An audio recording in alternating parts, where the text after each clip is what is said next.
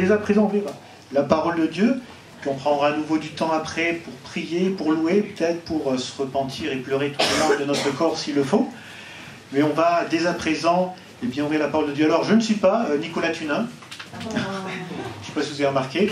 Votre frère devait être là, le pasteur de Valence, mais voilà, suite à une situation de Covid, dans un cas contact d'un des responsables de l'église de Valence qui avait un rôle à jouer ce matin, il a dû pallier à l'absence du frère, et donc il m'a dit je suis désolé, tu m'excuses, donc je m'excuse de sa part, et le frère Nicolas Tunin viendra dès que possible. On ouvre ensemble la Bible dans le livre de Daniel. On va juste pour l'instant lire 2 versets qui va, j'espère, nous interpeller, et puis j'irai quelques mots bien sûr du contexte. Chapitre 3.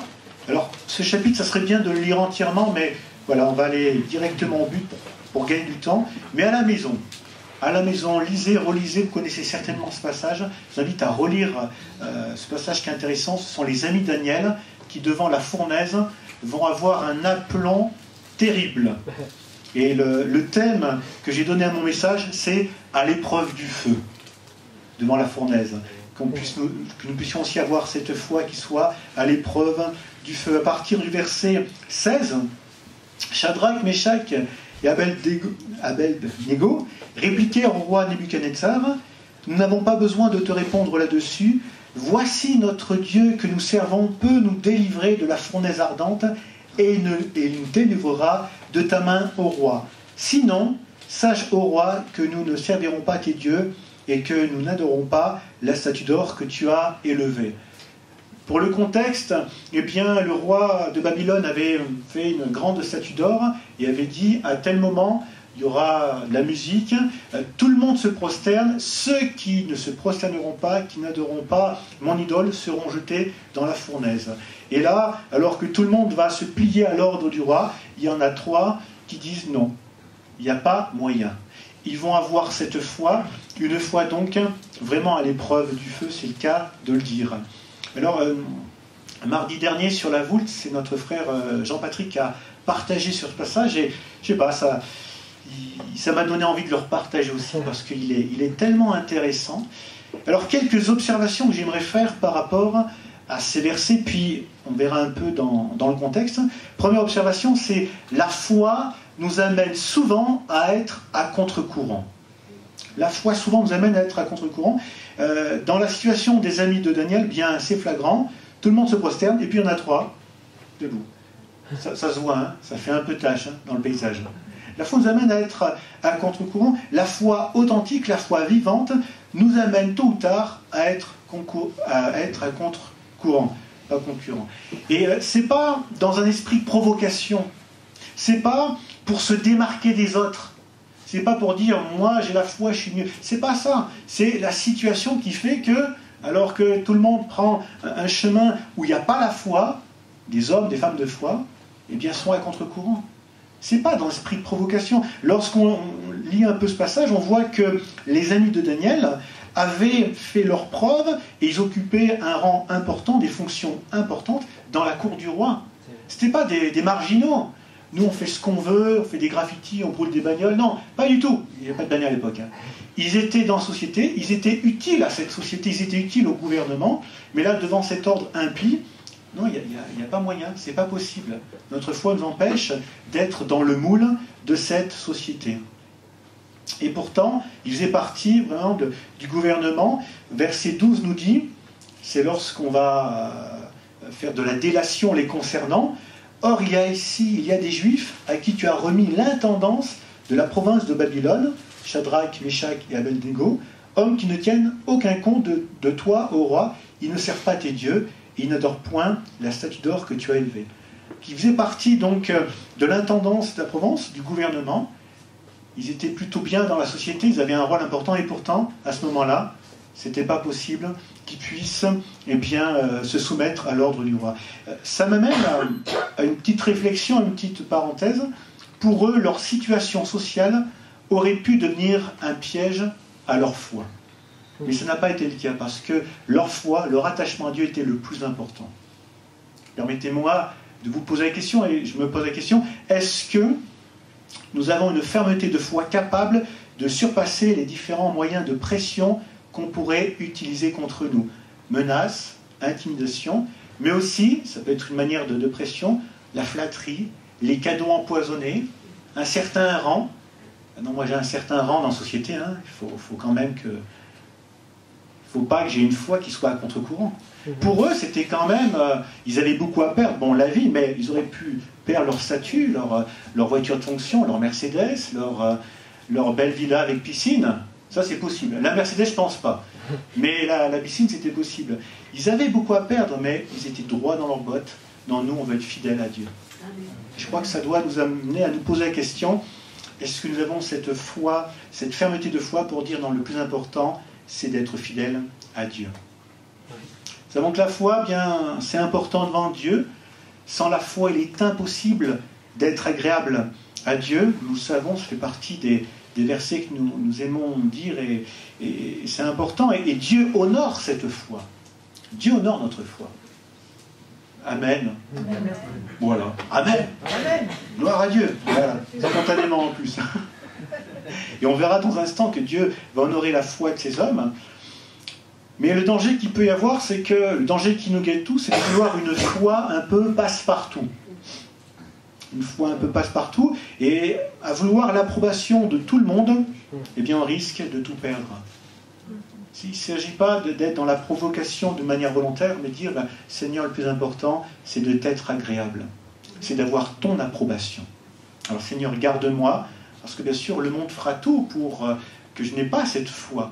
S'il peut m'enlever cette foi, il fera tout. Mais moi, je veux être fidèle jusqu'au bout. Seigneur, garde-nous, garde-moi, fais-moi grâce. Amen. Amen. Deuxième observation, c'est la solidité de leur foi. Elle va être partagée entre personnes résolues. J'aurais pu dire ça, j'aurais pu dire la formulation dans l'autre sens. Étant des personnes résolues dans leurs convictions et partageant ces mêmes résolutions, il en résulte une foi très solide. Je parle de résolution parce que c'est en ces termes que Daniel et ses amis nous sont présentés au premier chapitre. Je lis pour vous, verset 8.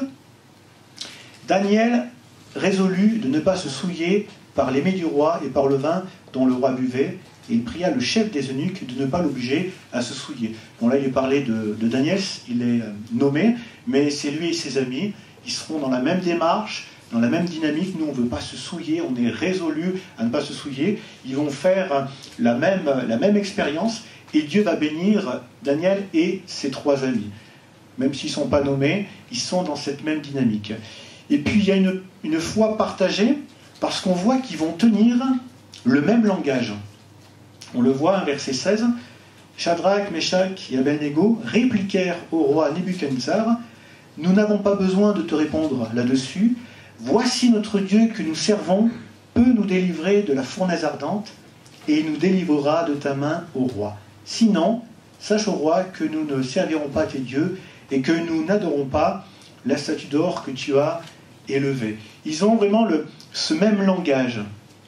Alors, comment ça s'est passé précisément? Est-ce que vraiment c'était à l'unisson, d'une même voix, ils ont dit exactement les mêmes paroles au même moment? Puis après, ils se sont regardés, ils ont dit chips. Mais je ne pense pas. Ça n'existait pas à l'époque. Est-ce que ça a été le premier qui commence, Shadrach, qui commence la première phrase? Nous n'avons pas besoin de te répondre là-dessus. Meshach qui suit, voici notre Dieu que nous servons peut nous délivrer de la fournaise ardente et il nous délivrera de ta main, roi. Et puis le troisième, sinon, sache au roi que nous ne servons pas tes dieux et que nous n'adorons pas la statue d'or que tu as élevée. Peut-être que ça s'est passé comme ça. Ou peut-être encore, un était le porte-parole des trois et les autres étaient là en disant, ouais, c'est vrai, ouais, on acquiesce. On ne sait pas. Mais ce qu'il y a de sûr, c'est qu'ils étaient dans le même esprit. C'est pas un qui est en train de dire ces choses et les autres en disant ouais mais on peut peut-être s'arranger quand même.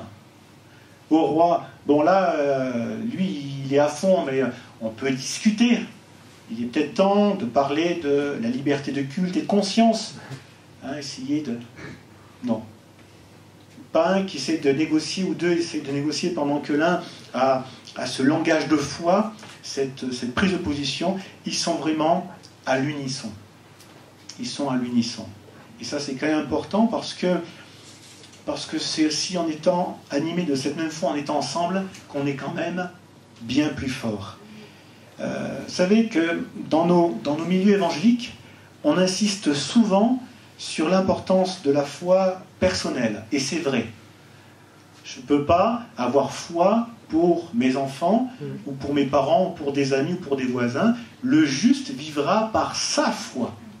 La foi personnelle, c'est ce qui est vraiment important. Toutefois, cette foi personnelle n'implique pas que la foi collective n'ait pas son importance. Je prends une illustration, plutôt c'est Paul qui nous donne un peu cette illustration. Il parlera des armes des chrétiens, il parlera du bouclier de la foi, Éphésiens 6. Bouclier, c'est une protection personnelle. Et il fait référence, en parlant des armes du chrétien d'Éphésiens 6, il fait référence à toute la panoplie, tout l'équipement des soldats romains. Mais dans les stratégies militaires, il y avait la fameuse tortue, ou le mur de bouclier que les soldats faisaient, c'est-à-dire en se mettant les uns à côté des autres, je ne sais pas exactement comment ils faisaient, mais ils se protégeaient ensemble. La foi, c'est bien une foi, une protection individuelle, mais ensemble, ça devient une protection collective. Et il me semble que devant la fournaise de l'épreuve, on a bien besoin des frères et des sœurs en Christ. Amen. Amen. On a bien besoin. Bien-aimés, ne nous laissons pas piéger par l'individualisme.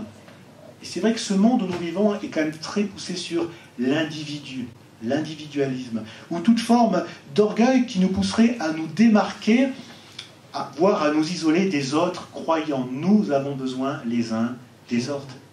On a besoin de s'encourager réciproquement. On a besoin des prières des frères et des sœurs. Alors il y a cette foi personnelle, elle est indispensable, mais lorsque l'épreuve est là, lorsque la fournaise est là, il est tellement important d'être au bénéfice de cette foi collective.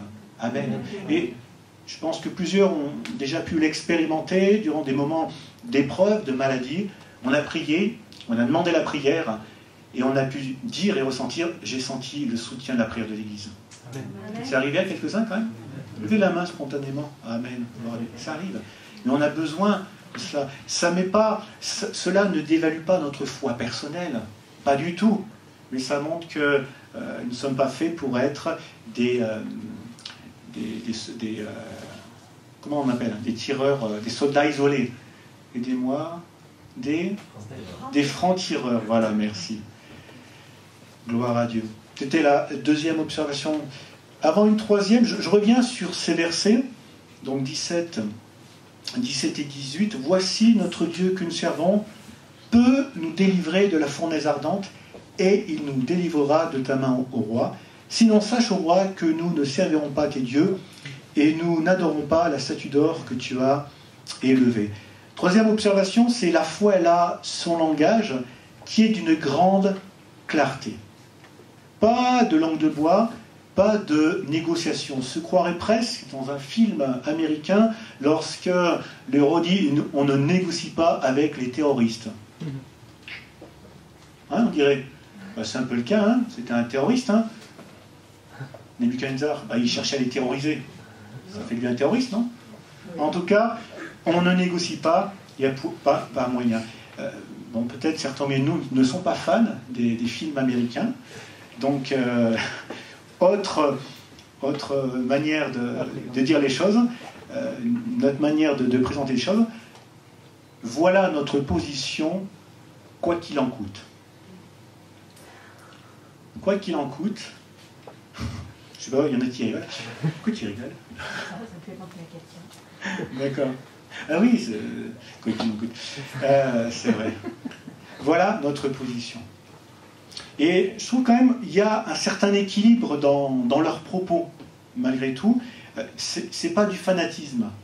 Ce sont des gens résolus, droits dans leur botte, mais c'est pas des fanatiques. Ils diront Dieu peut délivrer la fournaise. Dieu peut. Je crois qu'on le croit quand même, que Dieu peut tout faire. On le croit que Dieu est Dieu, qu'il a tout pouvoir. Dieu peut. Ils ne vont pas dire Dieu va. Dieu va nous délivrer. Ça serait du fanatisme. Mais non, ça c'est sûr, Dieu va dire. Non, Dieu peut. Dieu peut, mais Dieu reste souverain, il fait ce qu'il veut. En tout cas, il peut agir. Et il nous délivrera de ta main.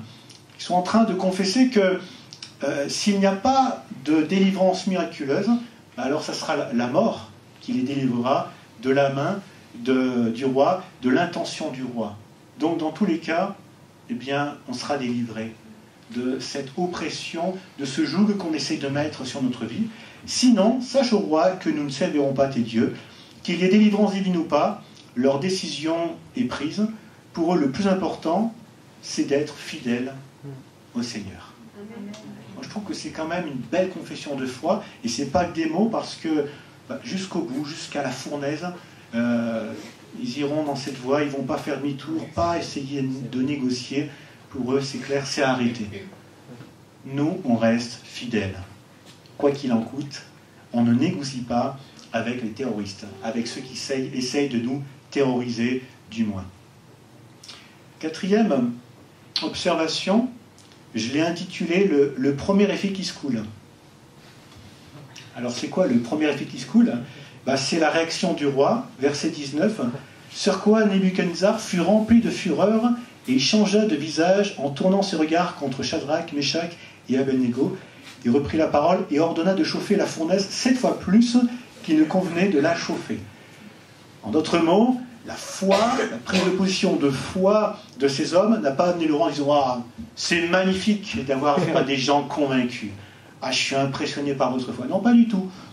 Premier effet de la foi, c'est, eh bien, on intensifie l'intimidation. On n'est pas content. Ah, vous ne voulez pas plier, eh bien, on va vous forcer à plier quand même. On va voir. C'est un peu comme ça. Une intimidation qui va s'accentuer. Une pression, une opposition qui va s'accentuer. Vous savez, la Bible nous dit de résister au diable avec une foi ferme. Mais ça ne veut pas dire qu'au premier signe de résistance, ils se mettent à partir apeurés.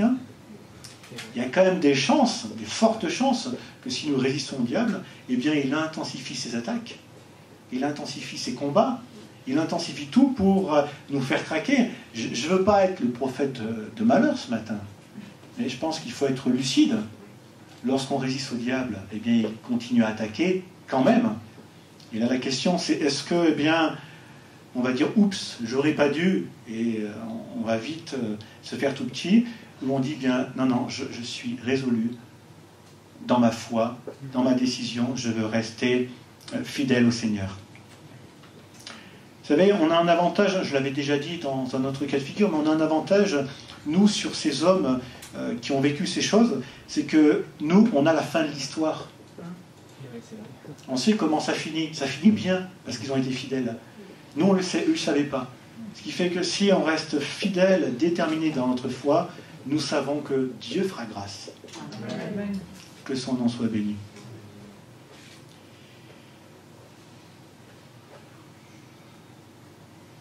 Alors, peut-être lire, on va lire un peu la suite de ce passage, parce qu'il est quand même intéressant. Sur quoi Nebuchadnezzar donc fut rempli de fureur, verset 19. Il changea de visage en tournant ses regards contre Shadrach, Meshach et Abednego. Il reprit la parole et ordonna de chauffer la fournaise 7 fois plus qu'il ne convenait de la chauffer. Puis il commanda à quelques-uns de ses plus vigoureux soldats de son armée de lier Shadrach, Meshach et Abednego et de les jeter dans la fournaise ardente.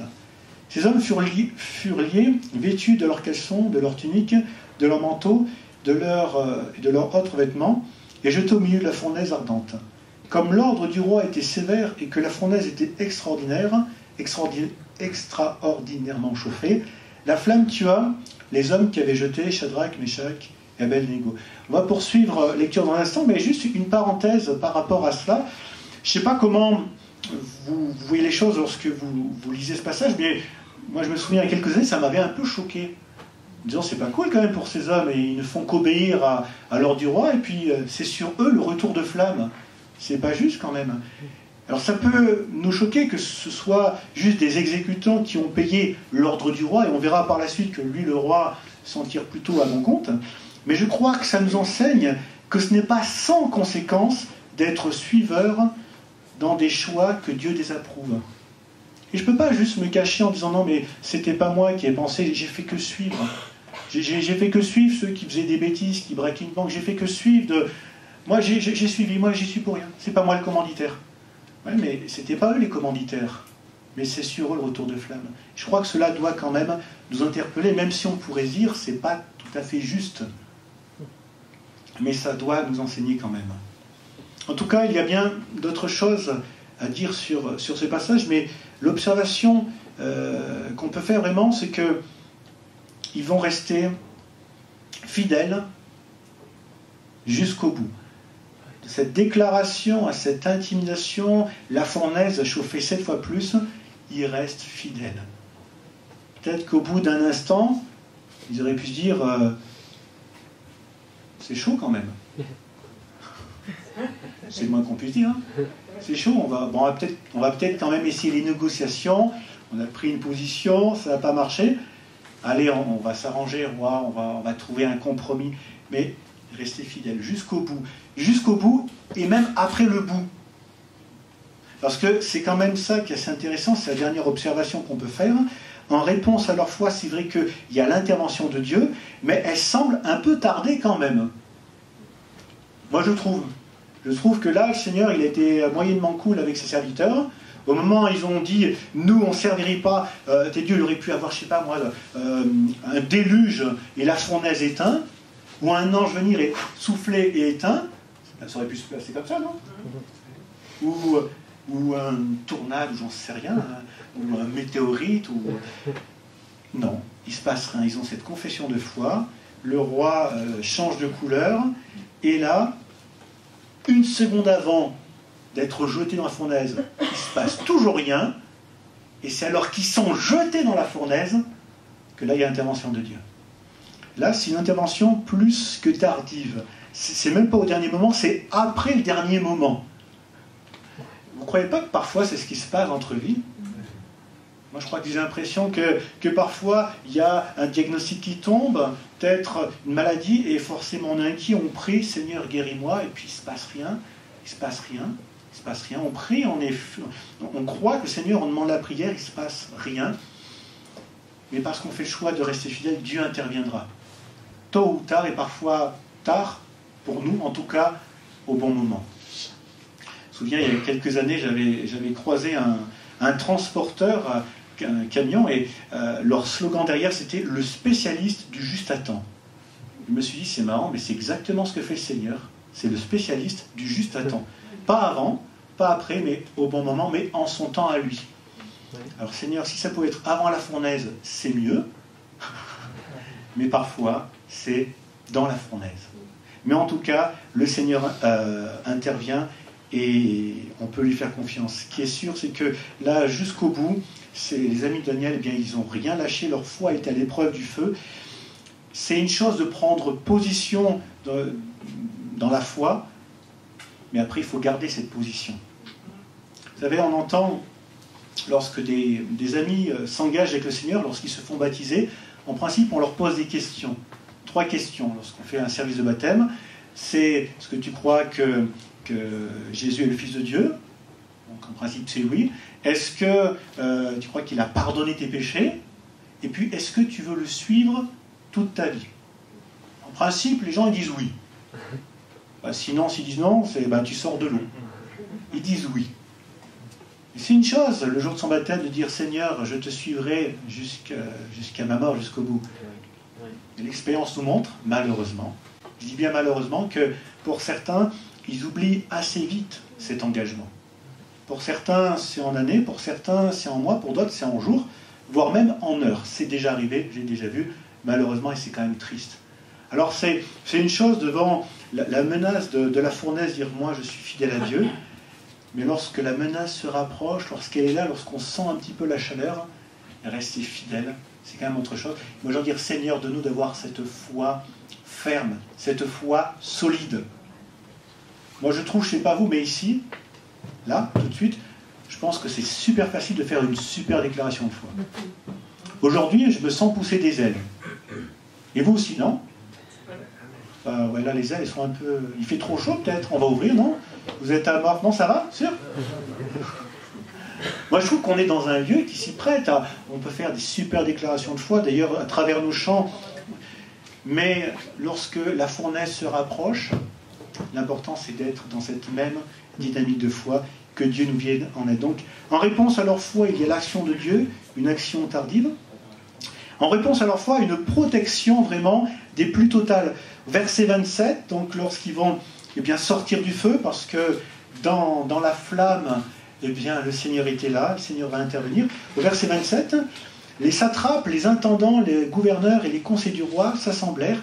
Ils virent que le feu n'avait eu aucun pouvoir sur leur corps de ces hommes, que leurs cheveux n'avaient pas été brûlés, que leurs caleçons n'étaient point endommagés, et que l'odeur du feu ne les avait pas atteints. Une protection totale.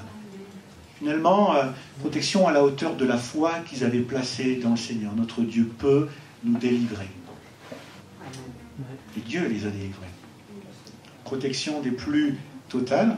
Et puis en réponse à leur foi, ça a été aussi une grande leçon pour le roi. Le roi qui était à l'initiative de ce projet fou de faire une idole, d'obliger les gens à se prosterner devant son idole, finalement, ça serait une leçon pour lui, comme on le voit versets 28 à 30. Nebuchadnezzar prit la parole et dit « Béni soit le Dieu de Shadrach, de Meshach et d'Abednego, lequel a envoyé son ange et délivré ses serviteurs qui ont eu confiance en lui et qui ont violé l'ordre du roi et livré leur corps plutôt que de servir et d'adorer aucun autre Dieu que leur Dieu. Voici maintenant l'ordre que je donne, tout homme à quelque peuple, nation ou langue qui parlerait mal du Dieu de Shadrach, de Meshach et d'Abednego sera mis en pièces et sa maison sera réduite en tas d'immondices parce qu'il n'y a aucun autre Dieu qui puisse délivrer comme lui. » Après cela, le roi fit prospérer Shadrach, Meshach et Abednego dans la province de Babylone. Une belle expérience, finalement, une belle leçon pour le roi. On voit que le roi Nebuchadnezzar, lui, ça se fait, la révélation des choses de Dieu se fait quand même en douceur. Elle se fait sur le temps. Au début, il y a quand même quelque chose, lorsqu'il a la vision que Daniel va pouvoir expliquer. Donc ça fait déjà une première étape dans la compréhension de ce Dieu qui révèle les secrets. Après, il y a un Dieu quand même qui protège. Leur Dieu, il ne faut pas parler de mal de lui, il protège. Et puis plus loin, une autre expérience. Là, une autre expérience, lorsque pendant plusieurs années, 7 années je crois, il va devenir comme une bête, ça c'est dans chapitre 4, et puis il va être restauré. Il dira, allez, verset 34, on va le lire quand même si ce n'est pas le thème, mais pour montrer que la compréhension de Dieu dans la vie de cet homme a été lente, c'était un processus long, et je pense que pour nous parfois c'est pareil, hein. Parfois il faut du temps pour bien comprendre qui est Dieu. Pour lui, donc après le temps marqué, moi Nebuchadnezzar, je levai les yeux vers le ciel, et la raison me revint. J'ai béni le Très-Haut, j'ai loué et glorifié celui qui vit éternellement, celui dont la domination est une domination éternelle, et dont le règne subsiste de génération en génération. Tous les habitants de la terre sont à ses yeux que néant. Il agit comme il lui plaît avec l'armée des cieux et avec les habitants de la terre. Et il n'y a personne qui résiste à sa main et qui lui dise « Que fais-tu » En ce temps, la raison me revint, la gloire de mon royaume, ma magnificence et ma splendeur me furent rendues. Mes conseillers, mes grands me redemandèrent. Je fus rétabli dans mon royaume et ma puissance ne fit que s'accroître. Maintenant, moi, Nebuchadnezzar, je loue, j'exalte et je glorifie le roi des cieux, dont toutes les œuvres sont vraies et les voies justes, et qui peut abaisser ceux qui marchent avec orgueil. Et dans ce processus de la révélation de Dieu chez Nebuchadnezzar, là il finit avec moi, je le loue, j'adore ce Dieu. Avant c'était, il ne faut pas parler mal hein, du Dieu de ces hommes. Hein. On voit que la révélation est croissante. Et bien dans cette révélation, les amis de Daniel, par leur foi, ont contribué à ce processus dans la vie de Nebuchadnezzar. Bien, de même, lorsque nous sommes dans la foi, droit dans nos bottes, à l'épreuve du feu, eh bien, je crois que notre foi peut jouer dans la révélation de ce Dieu dans la vie de ceux qui nous entourent, même des plus hostiles, même ceux qui sont méchants, même ceux qui disent « moi Dieu jamais, c'est pas mon truc, et jamais Dieu ne sera le Dieu de ma vie », eh bien, notre foi peut contribuer à ce qu'il y ait un changement qui se produise, peut être un des éléments en vue de ce changement. Gloire à Dieu. Donc ça vaut la peine quand même d'être convaincus dans notre foi, d'être fermes dans notre foi, que Dieu en tout cas nous vienne en aide et nous aide d'être animés d'une telle foi. Amen. Seigneur, pas une foi passe-partout, mais une foi authentique. Une foi semblable à la foi de ces hommes qui, devant la menace, c'est non, mais nous, c'est clair et évident, on ne servira pas les dieux, nous, c'est Dieu et Dieu seul que nous servirons. C'est une leçon, hein? Mais quelle belle leçon. Parce qu'on sait quand même que la fidélité à Dieu, eh bien, Dieu l'honore. On prie Seigneur. Seigneur, merci pour ce passage, pour tout ce qu'ils enseignent, même si ça fait partie des choses que nous avons déjà entendues certainement bien des fois, la foi de ces hommes, et pourtant ça reste pour nous, pour moi en tout cas, une leçon régulière, une leçon de foi, une foi vraiment à l'épreuve du feu, malgré la menace, malgré l'intimidation, eh bien non, il n'y a pas moyen de faire une infidélité à l'Éternel.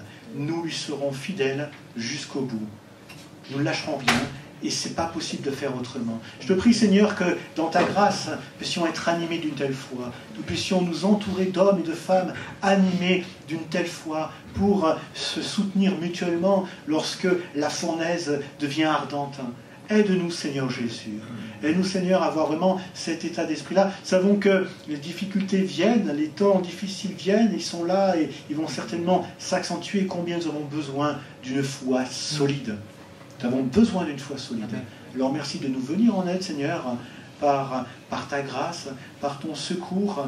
Tu vois dans quel état notre foi. Ta Bible nous invite à évaluer notre foi, à voir si nous sommes dans la foi et s'il y avait quelques faiblesses, s'il y avait quelques manquements. Seigneur, viens nous faire grâce. Viens nous faire grâce par le Saint-Esprit. Que ton nom soit béni, Seigneur. Amen.